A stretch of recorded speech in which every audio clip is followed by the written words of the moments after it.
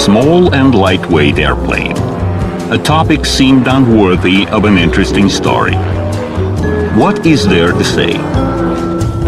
It is not a powerful bomber, nor a fast and streamlined fighter, nor a respectable airliner.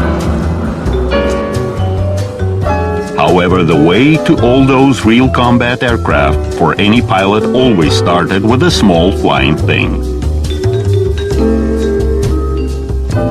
Ask anyone and they will reverently remember their first obedient, faithful, forgiving all mistakes machine. The seeming simplicity of its creation is deceptive. Throughout more than 100 years' history of aviation, thousands of people tried to resolve this problem. But only some machines became a legend. It all happened on December 17, 1903. Brothers Orville and Wilbert Wright from America made 3 flights on an airplane of their own design. The least attempt lasted 12 seconds, while the best 59 seconds. But figures did not matter. Civilization entered the era of guided air flight. Feeling big success and willing to make more money on their invention, the brothers classified their works. It was all different in Europe. Flights were big time. Cities were full of posters calling to watch the wonder of the century. The first European to fly was Alberto Santos Dumont, a Brazilian living in France. Then there were others, and soon France turned into an airplane fashion queen.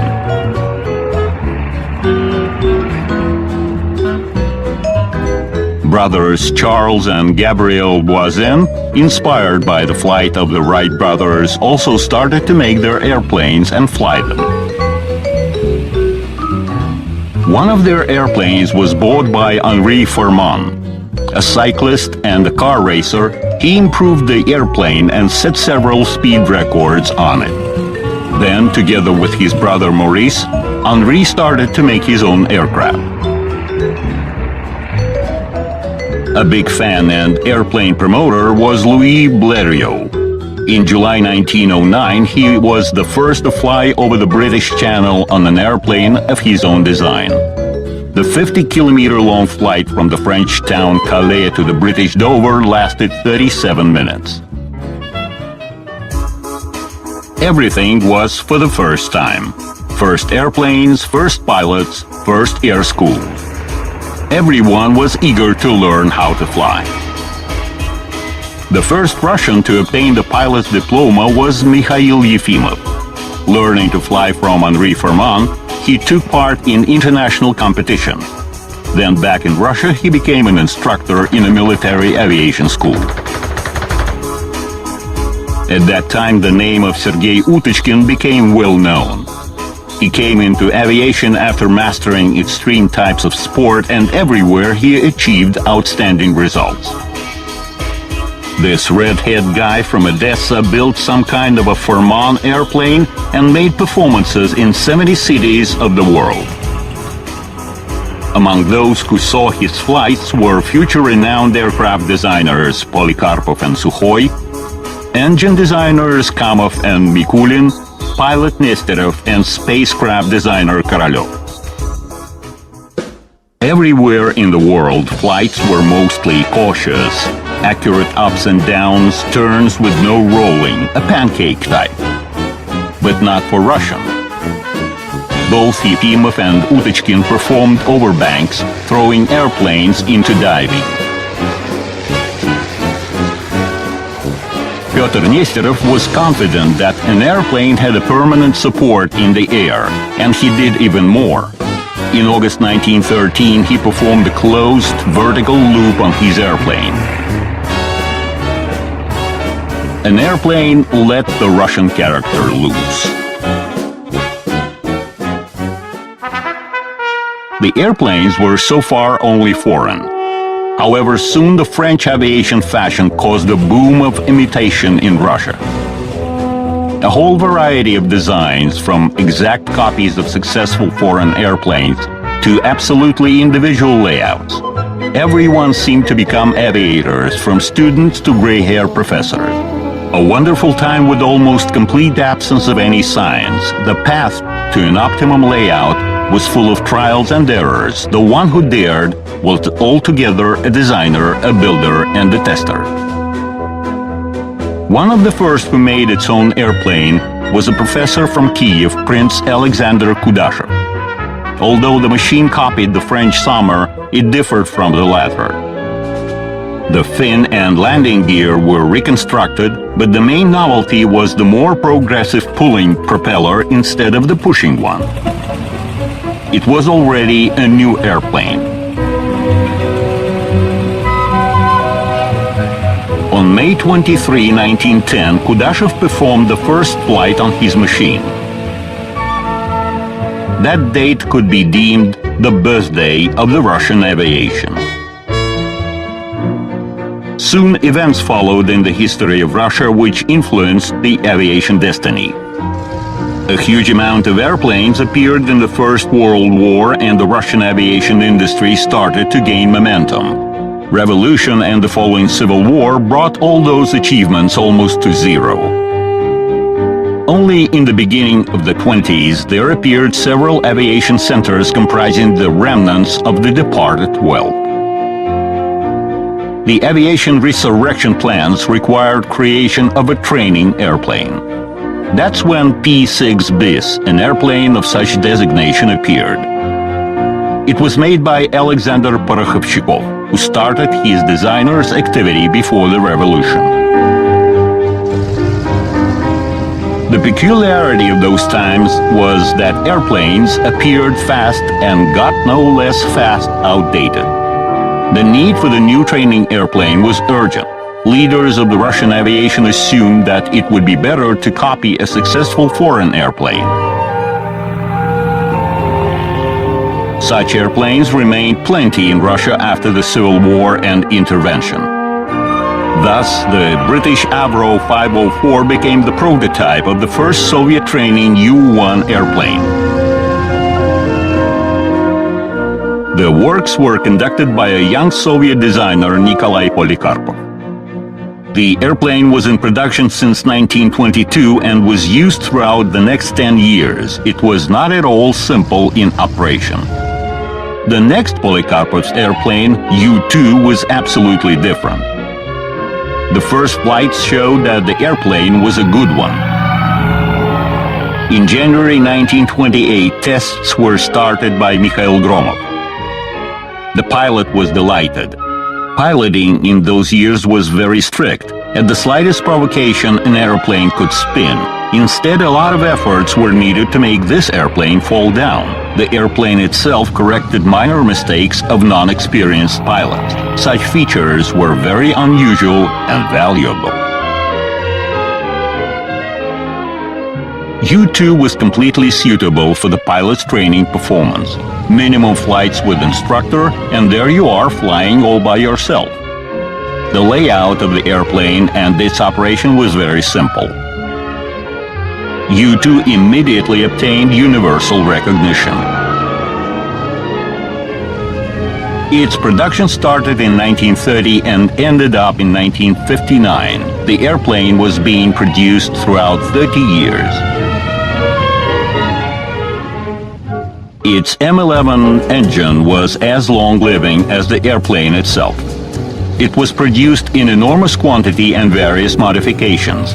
Dozens of different types of machines flew into the sky thanks to this engine. U-2 had so many variants that all of them could hardly be recalled. Besides training versions, there were ambulance, liaison, agricultural. The airplane was put on floats and skis. In the war, it was even used as a light night bomber. Those were only the most renowned variants. From 1944, U-2 was renamed into Po-2 after its designer Nikolai Polikarpov. In the 30s, aviation was extremely popular in the USSR. Together with a mass-produced U-2, a whole army of independent designers made airplanes of their own. They did not have any production base, nor funds or materials, but they were invincible enthusiasts. One of the best examples was Alexander Yakovlev. He made his first Air-1 airplane when he was 21 years old.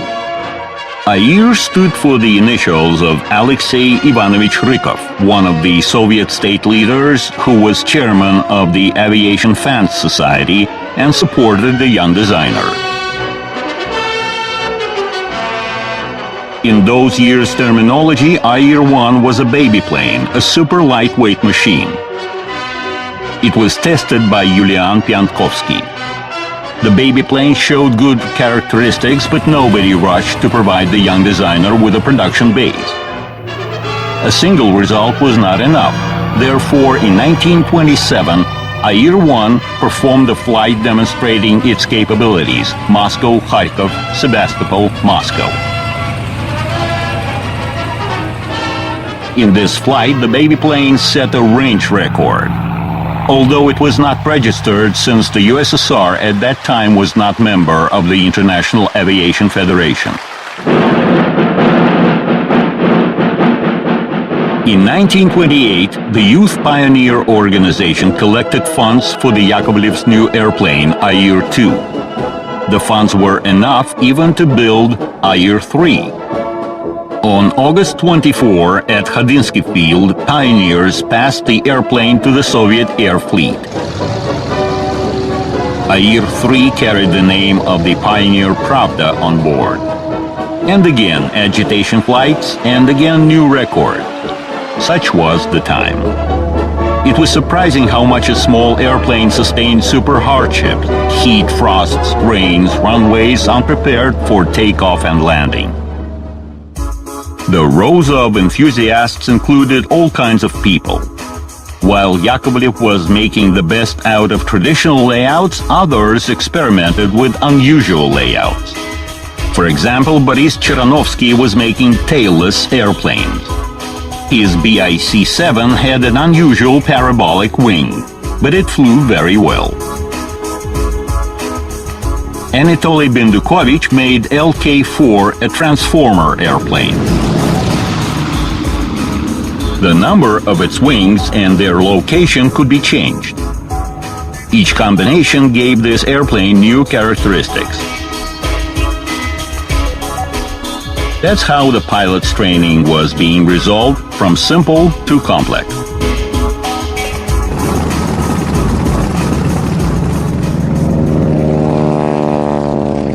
However, lightweight aviation of those years is strongly associated with Alexander Yakovlev's airplanes. The two-seat Air-7 was designed as a fast-speed sports airplane. Everything in it was aimed at only one purpose: to reach high speed. A powerful engine, well-thought aerodynamic monoplane form, refined trimming. This airplane reached a record speed of 325 kilometers per hour. It was the highest result in the USSR. At that time, designers disputed as to which layout was better, monoplane or biplane.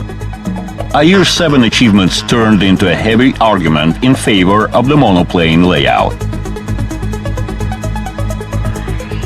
Obtaining the production base, Yakovlev became the head of the lightweight aircraft aviation industry division. It was a status allowing to do a lot. Not attempting to oust the super-popular U-2, the designer pursued the idea that even primary training must be performed on the fast monoplane. It was extremely difficult to change a slow U-2 for a fast and maneuverable E-16 fighter. An intermediate training airplane was required, so Yakovlev started to make several similar one-seat and two-seat machines. Such scale was highly reasonable. It was based on the stage-by-stage training principle. At first, students of the air schools and air clubs underwent training at a two-seat UT-2. Then they were changing for the one-seat UT-1, which was closer to combat machine. The Yakovlev's airplanes were not simple to operate, but they had beautiful forms. Airplanes inspired a kind of a magical willingness to fly them. No less important was that they were equipped with the popular and reliable M11 engine. In 1938, the simple in production and operation UT-1 and UT-2 became the main primary trainers in the Air Force school. A lot of those machines were at air clubs as well. A lot of pilots were thankful to the airplanes of Alexander Yakovlev. He was one of not many who achieved impressive results in the lightweight aviation class, obtaining its own design bureau and good perspective. Other designers were not that successful, but some of them did make good airplanes. For example, G-10 of Vladislav Gribovsky. The designer's idea was that the airplane must be as cheap as possible. This would assist development of air clubs and help preparing a lot of new pilots.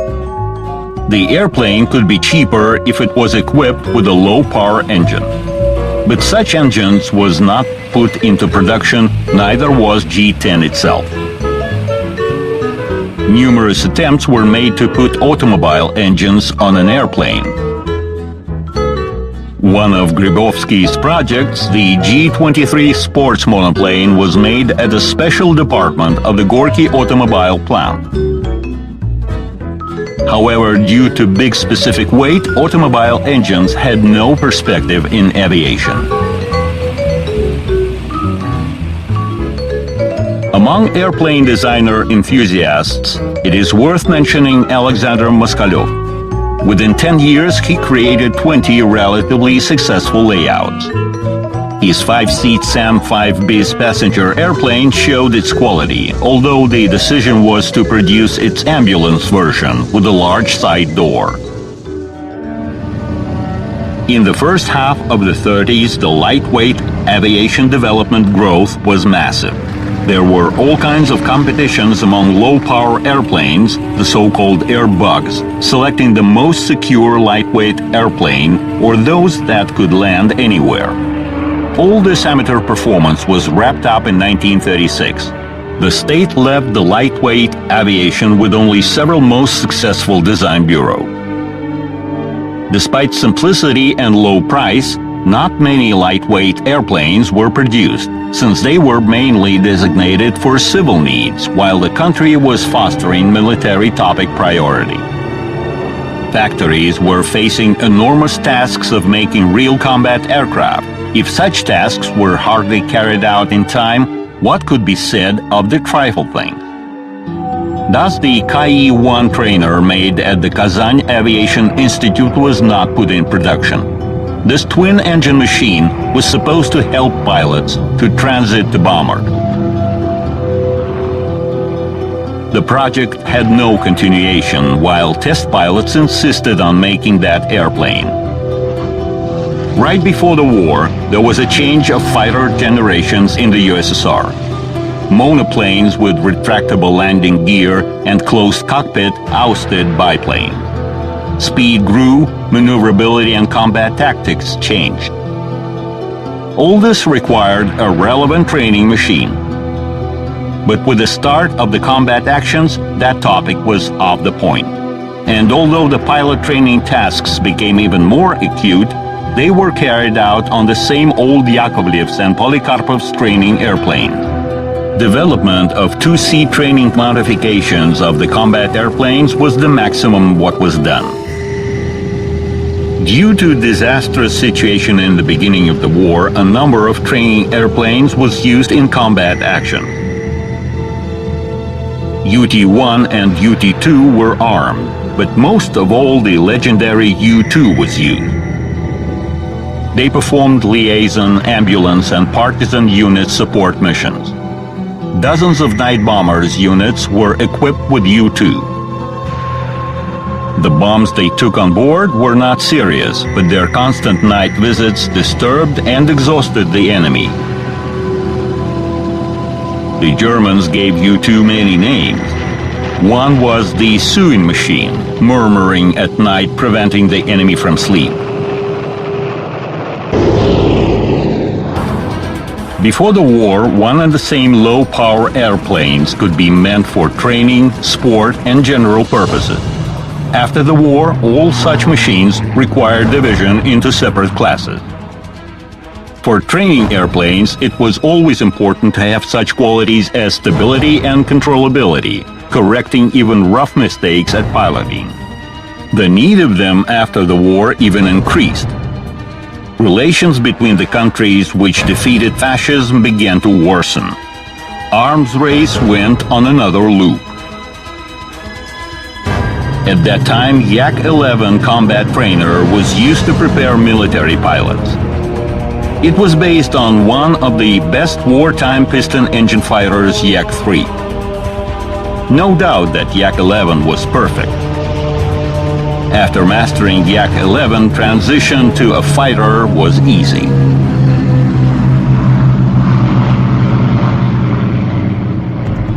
However, Yak-11 was not an airplane for primary training, which was in great need.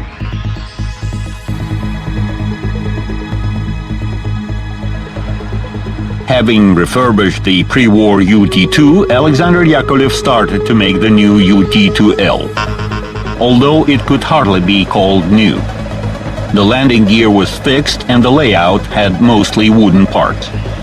In the beginning of the war, USSR suffered shortages in aluminum, but for 1945 a wooden airplane was of course anachronism. UT-2L was not produced. Thereafter there appeared an all-metal Yak-18. It had all the qualities of an airplane of such designation, simple in operation, solid and reliable. It had signs of the new times as well: closed cockpit, retractable landing gear and a radio station. In the course of its service, Yakovlev kept on updating the airplane. The most successful modification, Yak-18A, resulted from installation of a new M14 engine. The 1.5 times increase in power gave the airplane absolutely new flight quality. All new machines by that time were equipped with a nose wheel. This made the airplane ground driving simpler.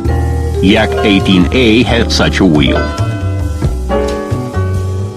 Yak-18 production of different modifications amounted to 7,000. Throughout dozens of years, this airplane was used in the military and civil aviation schools and sports air clubs.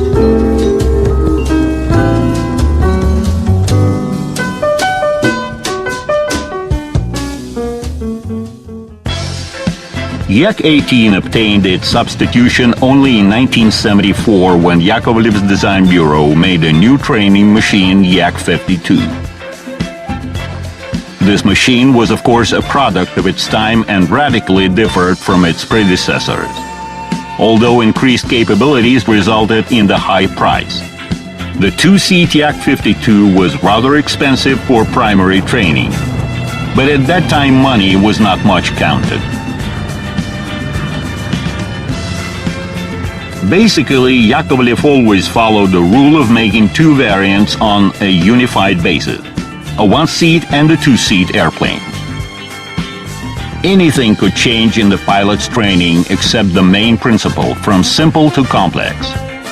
First with instructor on a two-seat machine and then on a one-seat to improve the skills.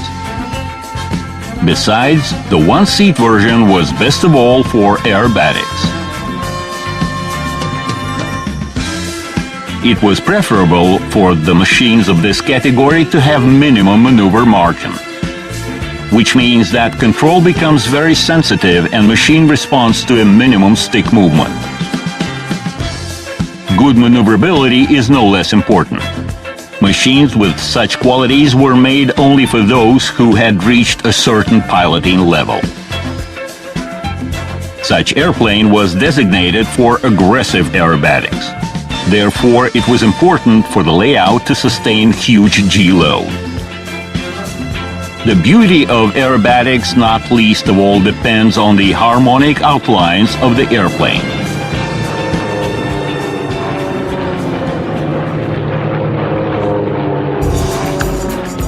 A special aerobatic airplane appeared in 1959. It was made on the basis of Yak-18 and was defined as Yak-18P. Its systems were worked out in such a way that even in an upside-down flight, the fuel and oil supply of the engine was uninterruptible. Despite its minor dimensions, the machine was tested seriously. Yak-18P was tested by the well-known test pilot Sergei Anokhin. Such attention to aerobatic machines was not accidental. Aerobatic World Championships started to take place from 1960, and Soviet pilots took active part in them. After the Stalin's death, the country felt more free and produced a number of records. It was important to be the first everywhere, including sport. The first performance in 1960 was not outstanding, but on the next championship, the Soviet team was second. 2 years later, it won the Nesterov Cup. The pilots' skills were developing, so were the machine's capabilities. Following Yak-18P, there came Yak-18PM with a more powerful engine and a wider range of admissible G-loads. For better observation, the cockpit was moved backward.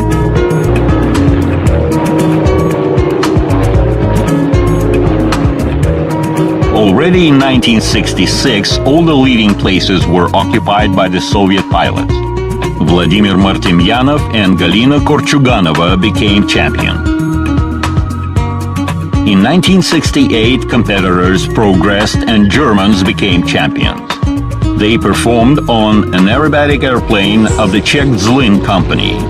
Its history started way back in the 30s, and it was steeped in airplane building traditions.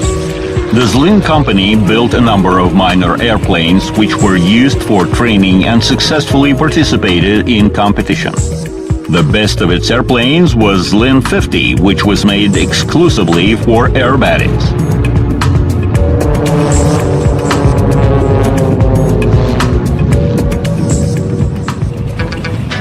Another claimant of the aerobatic crown was the American Pitts Special biplane. It had minor dimensions, small weight, and respectable power reserve. Pitts Special could roll in the air like a thrown matchbox. The bad thing was that the referees were unable to see what was this small airplane doing up in the sky. So the Yakovlev machine had all chances for success. In 1970, there appeared Yak-18PS, a lightweight machine as compared with the predecessor. 2 years later, there came Yak-50 aerobatic airplane, the top of the Yak-18 family. Since that time, practically all wins at the World and European Championships belonged to Soviet pilots.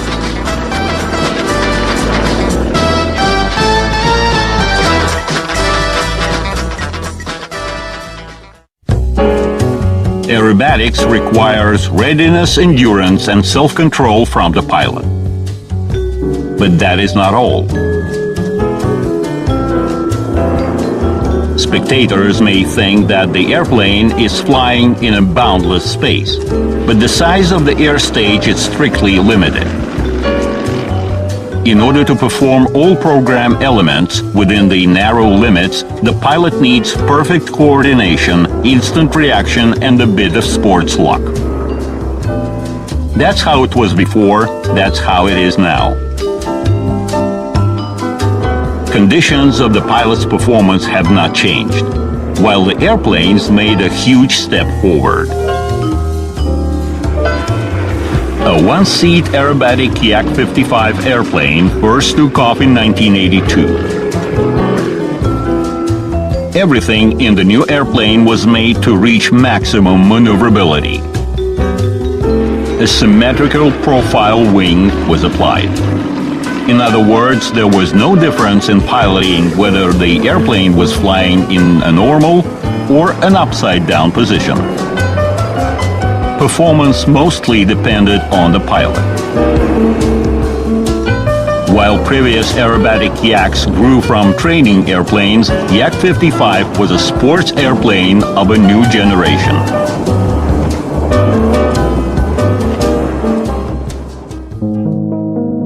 Not long before that, the Yakovlev's monopoly in sports airplanes production was slightly disturbed by the Students' Design Bureau of the Moscow Aviation Institute. The students-made Kvant airplane took off in 1977. Its size and form were ideal for the aerobatic geometry, and all it did in the sky looked very harmonically from the ground. The Kvant's proportions later became classical and made the basis for many sports airplanes built later. In 1992, the same institute made another aerobatic machine, Aviatika 900. The students' layout was peculiar for a lot of new non-standard engineering and technological solutions. Attempts of the Students' Design Bureau were not considered as anything serious. The Yakovlev's monopoly ended up only when the sports topic was undertaken by the Sukhoi Design Bureau, which used to make only military aircraft. The history of the Su-26 sports aerobatic airplane was not simple. Designer Vyacheslav Kondratyev first elaborated on the Su-26 layout when he worked in the Yakovlev's Design Bureau. He then had to leave, and works continued in the Sukhoi team. Thus, in 1984, an aerobatic airplane appeared under the brand of Su-26, which gave birth to the world-renowned family. Conditions for the airplane's creation and improvement were principally new. Designers were diligently inquiring the sports pilots how the airplane should be done in order to have advantage over other machines at the competition.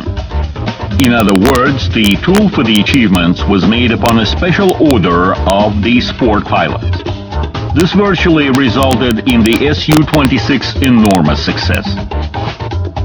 Any trifle was taken into account, for example, how the step at the cockpit entrance is made, or how the controls are located on the panel. That's what the sport of high achievement means. Even unimportant details become significant. Since 1986, practically all medals and prizes at the championships were won by the Soviet and later by the Russian pilot. The Su-26 potential was so big that the foreign aircraft of the same class appearing later were inferior. The airplane was being constantly modified. The next family member was a two-seat Su-29. Its first takeoff was in 1991. Since aerobatics related to extreme types of sport, designers thought of equipping airplanes with a pilot rescue system. A standard ejection seat, due to the airplane's minor dimensions, did not fit. Thus, an interesting escape system was invented. An extending bar was picking up the pilot out of the cockpit.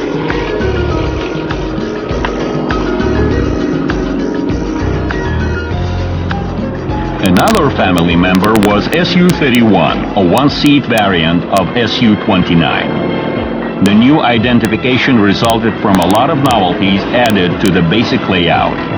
Practically all systems were improved.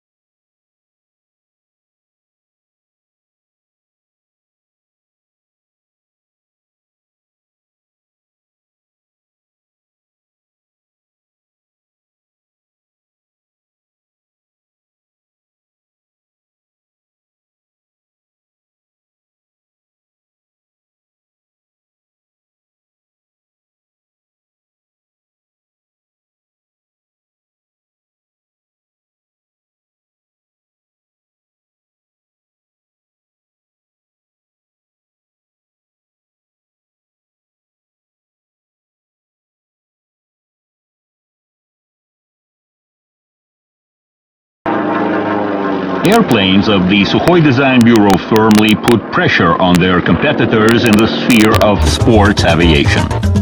However, Yakovlev's designers did not sit on their hands. In 1993, following long-lasting traditions, the Yakovlev's team made a two-seat aerobatic airplane Yak-54. By the time of its appearance, Russia entered the world society. Wider export possibilities were open. That's when the Yak-54 low price became significant. The airplane obtained good export perspective.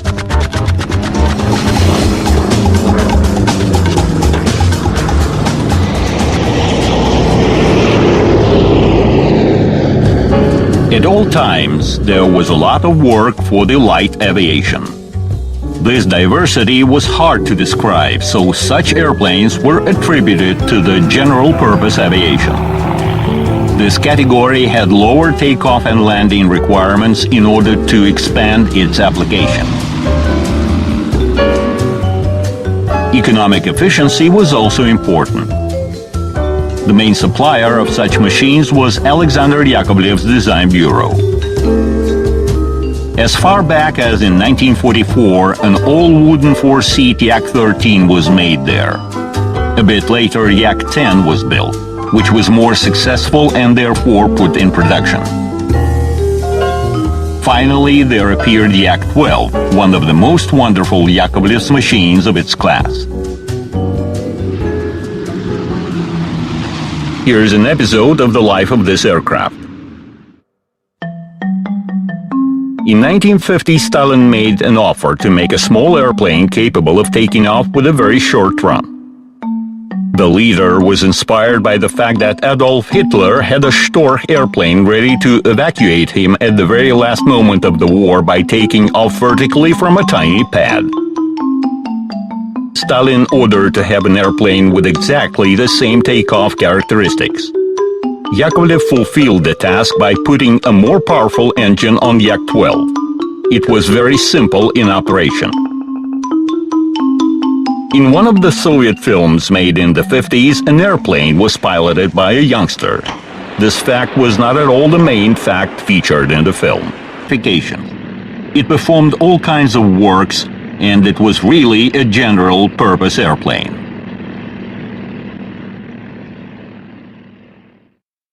However, light aviation in the USSR was not as popular as in the West.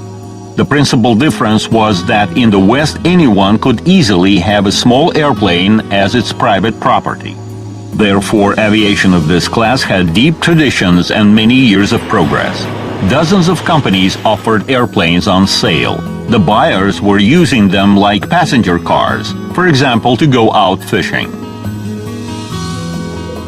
In mid-60s, Yakovlev proposed a minor four-seat Yak-18T. It was initially made for Aeroflot students training. The comfort was in that the student and instructor were sitting side by side like in an airliner. This particular airplane with the automobile-type cabin was best suitable for private utilization. Unfortunately, at that time it was impossible to buy a private airplane in the USSR. For some time there was a prohibition not only on purchase but on production as well. Only at the beginning of the 80s there came some liberalization, causing a boom that could be compared with a craze for aviation of the 30s.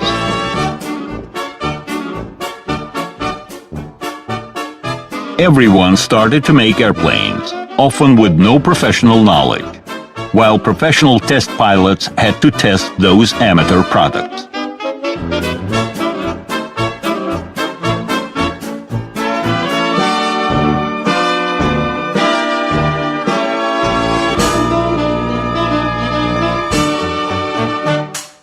This amateur wave continued in the 90s, when together with the amateurs, large companies got interested in the general-purpose airplanes. State funding of the major aircraft construction practically stopped, and companies made a stake on minor machines which could be quickly built and sold. Commercial euphoria reached an enormous scale. The comfortable four-seat Yak-18T found its market. Many new layouts appeared. Several machines were made by the Krunichev factory, which traditionally dealt with only space equipment. The most renowned airplanes became Il-103 and Gzhel. Il-103 was made in the Ilyushin Design Bureau, which is concentrated on large airliners. However, a minor four-seat Il-103 was a success. The Gzhel mini airliner was also born at a well-known design bureau. It was made at the Mesishev Experimental Machine Building Factory. During the Cold War, it was developing heavy strategic bombers.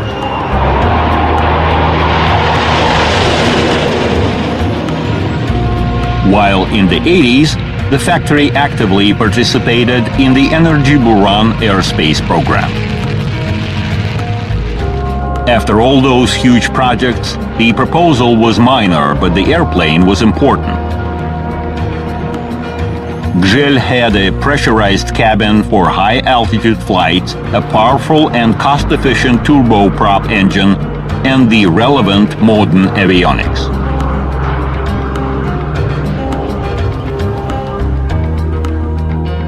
In hope of finding demand, minor airplanes are offered in various versions, including those for private use. However, this sector in Russia develops slowly. The air traffic code is not yet adapted to light aviation. Nowadays, due to terrorist threats, there have been so many flight limitations that it has become unprofitable to have a private airplane.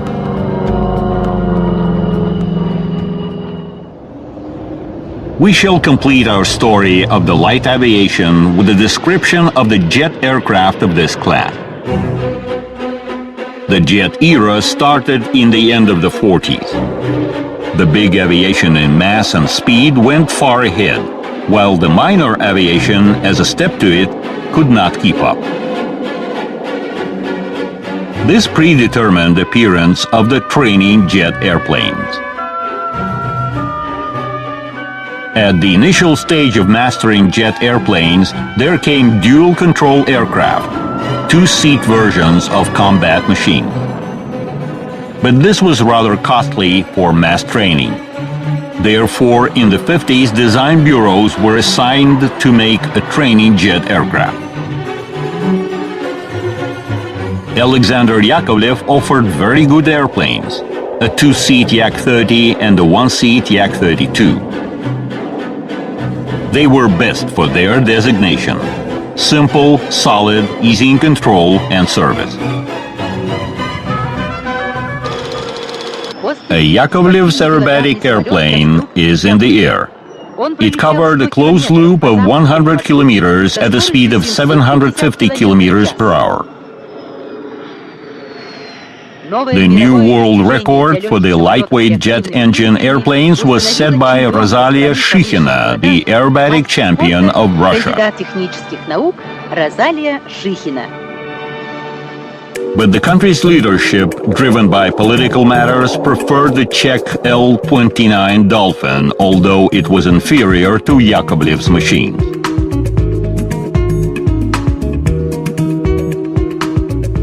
That airplane became the first in Russia training jet aircraft.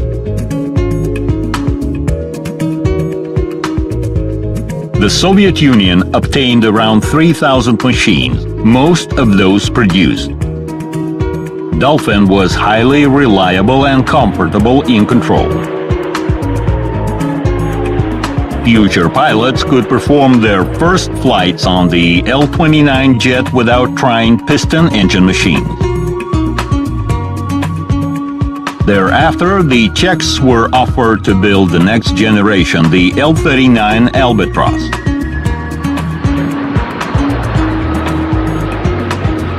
Accent in its development was made on economical effectiveness, one of the main factors for the primary training machine. Adequate operational costs were obtained thanks to the bypass engine with low consumption. Most of all, pilots like the comfortable cockpit with excellent observation. Pilots training on L-39 started over 30 years ago. It is still in service. Throughout such a long life, in the Soviet aviation, this airplane became almost a symbol of a training machine. The Airbatic Group Rus, based on L-39 airplanes, was founded in the end of the 80s. Elegant machines are in pure harmony with the beauty of their performance. Even with a relatively minor thrust-to-weight ratio of a training machine, pilots make aggressive performances. L-39 flying at a head-on course looks spectacular. The audience is equally fascinated by the Albatross single and group flights.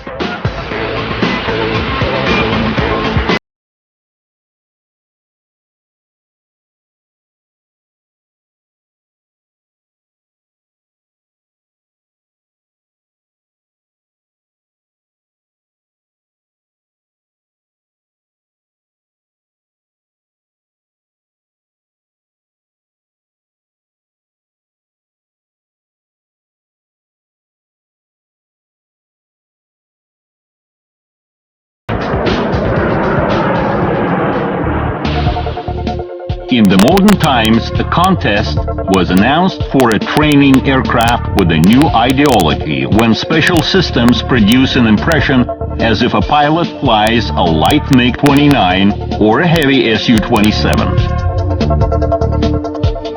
The Mikoyan Corporation offered a training MiG-AT, while Yakovlev made Yak-130. A pilot can be trained not only in the piloting technique, but in the combat application. However, aircraft's capabilities are not limited by training functions. If needed, they can be utilized as fighters or attack aircraft. Their armament is quite strong. Controls are the same as with the big machines. These aircraft are not like the old ones. It is already a different conceptual level. 100 years in history is just an instant, but how drastically the aircraft has changed from the first disobeying air stacks to super intellectual combat systems. It is not the aircraft size that matters. A huge bomber performs defense tasks. A fighter struggles for the air superiority.